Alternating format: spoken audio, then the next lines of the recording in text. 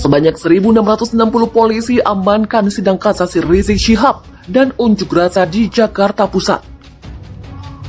Sebanyak 1.660 polisi dikerahkan untuk mengamankan sejumlah agenda yang berlangsung pada Senin, termasuk sidang kasasi mantan pimpinan Front Pembela Islam atau FPI Rizik Syihab. Sidang perkara kerumunan di Petamburan dengan terdakwa Rizik Syihab itu akan berlangsung di Mahkamah Agung, Gambir, Jakarta Pusat. Personil yang dikerahkan untuk pengamanan berjumlah 1.660 personil. Demikian kata Kasubag Humas Polres Metro Jakarta Pusat, AKP Samsuharto di kawasan Monas, Jakpus. Dia menerangkan pengamanan tak hanya difokuskan pada satu titik, tapi disebar di beberapa kawasan. Menurut dia, ada kegiatan lain yang berpotensi menimbulkan keramaian selain persidangan Rizik Syihab di MA. Pada kesempatan ini, Sam meneruskan pesan yang disampaikan Kapolda Metro Jaya Irjen Fadil Imron. Anggota yang bertugas diminta untuk bertindak secara humanis. Dikutip dari laman website MA, tercantum perkara Rizik dengan nomor 3705K/Pitsus/2021 yang dimohonkan JPU selaku pemohon kepada termohon atau terdakwa Muhammad Rizik bin Sayyid Hussein Syihab alias Muhammad Rizik Syihab. Dengan susunan Hakim P1 Desnayeti, Hakim P2 Susilo, dan Hakim P3 H. Suhadi. Pernyataan pentolan 212 soal Habib Rizik menggelegar. Pentolan 212 Novel Bamukmin merespon soal masuknya mantan Imam Besar FPI Habib Rizik Syihab dalam survei elektabilitas calon presiden. Nama Habib Rizik muncul dalam survei terbaru SMRC, bahkan mampu mengungguli Ketua DPR RI Puan Maharani. Meskipun demikian, Novel menganggap elektabilitas Rizik bukan sesuatu yang penting, sebab apa yang dilakukan Rizik selalu real, bukan semata karena survei yang lebih banyak tidak jelasnya dan tergantung kepentingan.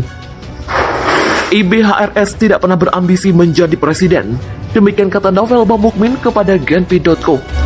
Novel mengeluarkan pernyataan menggelegar bahwa dengan izin Allah, Habib Rizik sudah diangkat setinggi-tingginya menjadi imam besar umat Islam di dunia. Baik yang mengakui atau tidak, tetapi yang pasti dengan izin Allah, manusia bisa terkumpul sampai 13 juta pada aksi 2018. Demikian ucapnya.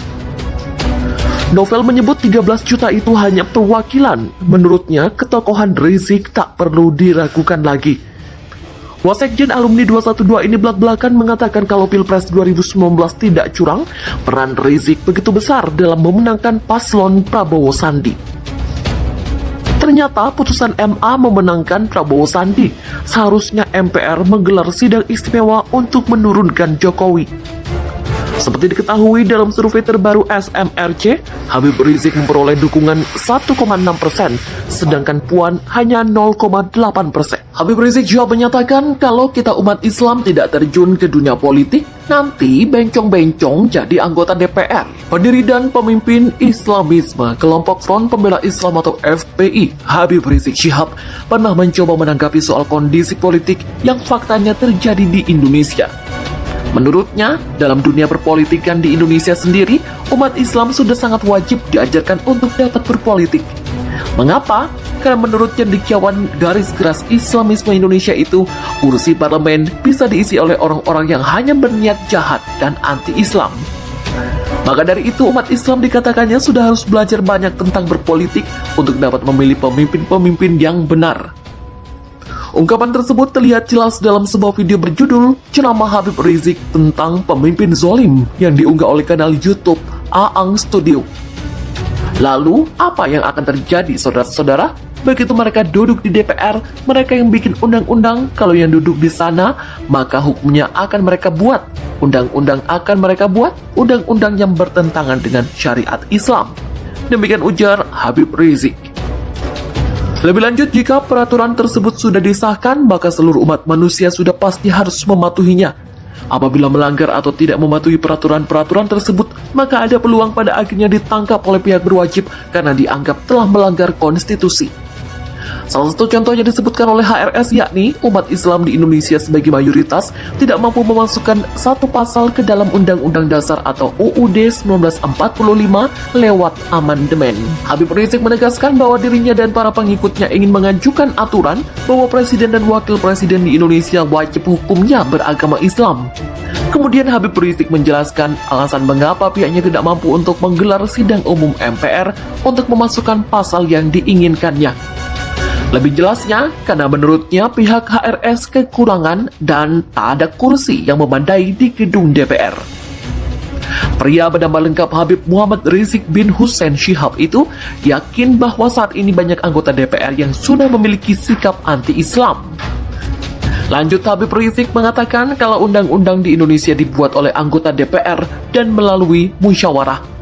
Apabila musyawarah pada akhirnya sudah tidak bisa dilakukan, akan diambil langkah voting suara. Maka dari itu, dia sangat menganjurkan para ulama dan seluruh umat Islam untuk terjun dan masuk ke dalam dunia politik Indonesia. Ex-petinggi FPI bebas dari penjara. Apakah akan bangkitkan Front Persaudaraan Islam? Sebanyak 5 mantan petinggi FPI bebas dari rutan Bareskrim pada Rabu 6 Oktober lalu.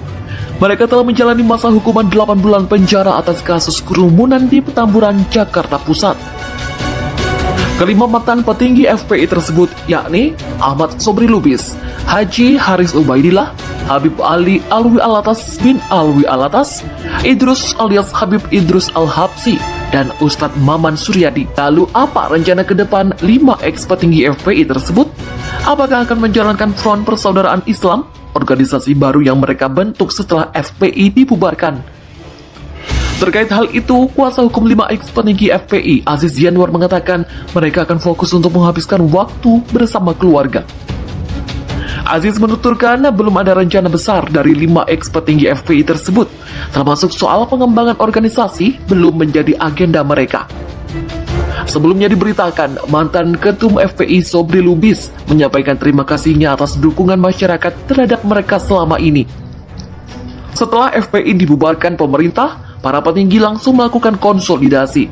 Mereka lalu memutuskan untuk membuat perkumpulan baru bernama Front Persatuan Islam pada Desember 2020. Isinya tetap menempatkan Habib Rizik sebagai imam besar mereka. Selang beberapa hari, mereka mengganti nama menjadi Front Persaudaraan Islam. Kali ini, mereka tidak akan mendaftarkan diri ke Kemendagri atau instansi pemerintah lainnya yang menaungi ormas. Ex-petinggi FPI bebas, Novel PA212 menyatakan kasasi jaksa overacting. Ex-petinggi FPI akhirnya bebas, jaksa langsung kasasi. PA212 melihat aksi jaksa itu sebagai sikap yang overacting. Wakil Sekretaris Jenderal Persaudaraan Alumni 212 Novel Bamukmin merespon hal ini. Ada 5 pentolan FPI yang dibebaskan. Mereka adalah Haris Ubaidillah, Ahmad Sobri Lubis. Ada 5 pentolan FPI yang dibebaskan. Mereka adalah Haris Ubaidillah, Ahmad Sobri Lubis, Ali Alwi Alatas, Idrus alias Idrus Al-Habsi, dan Maman Suryadi. Novel kepada Genpi.com mengatakan pihaknya mengapresiasi putusan MA yang menolak putusan jaksa. Pentolan 212 ini mengatakan bahwa hal itu menjadi wajar karena putusan dari PN Jaktim pun masih berat untuk diterima. Selain itu, Novel membeberkan kasus kerumunan juga bukan dilakukan oleh FPI saja, akan tetapi juga dilakukan oleh Jokowi, anaknya, serta para pejabat rezim ini di beberapa tempat.